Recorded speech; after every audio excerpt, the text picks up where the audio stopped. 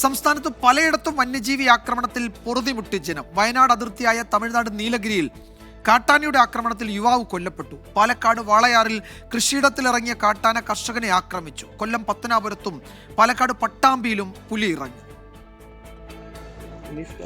ഇന്നലെ അർദ്ധരാത്രിയാണ് നീലഗിരിയിൽ യുവാവിനെ മരിച്ച നിലയിൽ കണ്ടെത്തിയത്. ദേവർഷോല മരമ്പിലാവ് സ്വദേശി ജംഷീദാണ് മരിച്ചത്.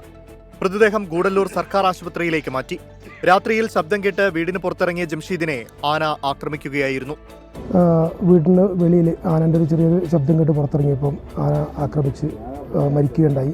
ഇതുപോലെ നമ്മുടെ നാട്ടിൽ ഇപ്പോൾ ഈ കഴിഞ്ഞ ഈ ഒരു വർഷത്തിൻ്റെ ഇടയിലായിട്ട് ഒരുപാട് പ്രശ്നങ്ങൾ നമ്മുടെ ഗൂഡല്ലൂർ ഏരിയയിൽ നടന്നുകൊണ്ടിരിക്കുന്നുണ്ട്. ഇവിടെ ഏറ്റവും കൂടുതൽ മലയാളീസുകൾ തിങ്ങി പറക്കുന്ന ഒരു ഏരിയയാണ്. പാലക്കാട് വാദ്യാർച്ചള്ള സ്വദേശി വിജയനാണ് കാട്ടാനയുടെ ആക്രമണത്തിൽ പരിക്കേറ്റത്. പുലർച്ചെ 4 മണിയോടെ കൃഷിയിടത്തിലെത്തിയ ആനയെ ഓടിക്കുന്നതിനിടെയായിരുന്നു സംഭവം. പരിക്കേറ്റ വിജയനെ തൃശൂരിലെ സ്വകാര്യ ആശുപത്രിയിൽ പ്രവേശിപ്പിച്ചു. ആനയെ ഓടിക്കുന്നതിനിടെ തുമ്പിക്കൈകൊണ്ട് വിജയനെ അടിക്കുകയായിരുന്നു. ആനയുടെ ആക്രമണത്തിൽ വിജയന്റെ ഇടുപ്പിനും കാലിനും പരിക്കേറ്റു.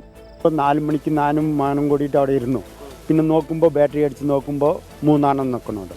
3 ആന അവിടെ നിന്ന് വന്ന് ആട്ടി വിട്ട് പോയത് ഇതവിടെ നിന്നിട്ട് മുടിക്കിയിട്ട് ആന തിരിഞ്ഞു വന്ന് മുടിക്കിയതാണ്. കൂട്ടമാണ് ഇതുവരെയ്ക്ക് കൂട്ടം. പിന്നെ അവസാനം ഞാൻ നോക്കുന്ന 4 മണിക്ക് 3 എണ്ണം.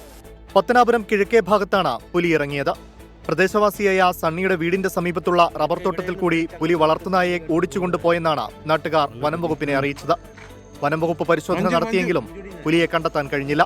പ്രദേശത്ത് ക്യാമറ സ്ഥാപിച്ച് പരിശോധന നടത്തുമെന്ന് വനം വകുപ്പ് അറിയിച്ചു. പാലക്കാട് പട്ടാമ്പി കാരക്കാട് പാറപ്പുറത്ത് പുലിയെ കണ്ടതായി അഭ്യൂഹം.